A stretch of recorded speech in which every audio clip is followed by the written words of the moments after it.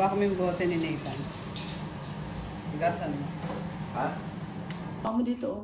Wala ka mo ganun. Pizza. Buksan mo. Panasan mo yung mata mo. Madumi. Panasan yung mata mo. Ayusin mo. Ayusin mo. Dalis na kami. Ganon. Hello, kumusta naman kayo? At ngayong video natin ay kakaiba nga guys kasi pagising ko ay nakita ko nga itong asawa ko na abala sa kusina. Wala pa nga siyang tulog niya kasi galing siya sa trabaho pero tingnan nyo naman, di ba, ang sipag, pati bote ni Nathan, siya talaga ang naglilinis. At nang binalikan ko nga siya ulit sa kitchen ay nakita ko ang kinakain naman niya yung leftover food namin. At kala pa nga niya dyan ay niloloko ko siya na may dumi yung mukha niya. At dahil sa awa ko nga ay binigay ko na yung pizza na itinira ko sa kanya kasi sabi ko sa kanya kanina wala na siyang pizza. Kaya ayan, tuwan-tuwa naman siya na natirhan ko siya. At ayan nga, hindi ko ina-expect na napaiyak siya.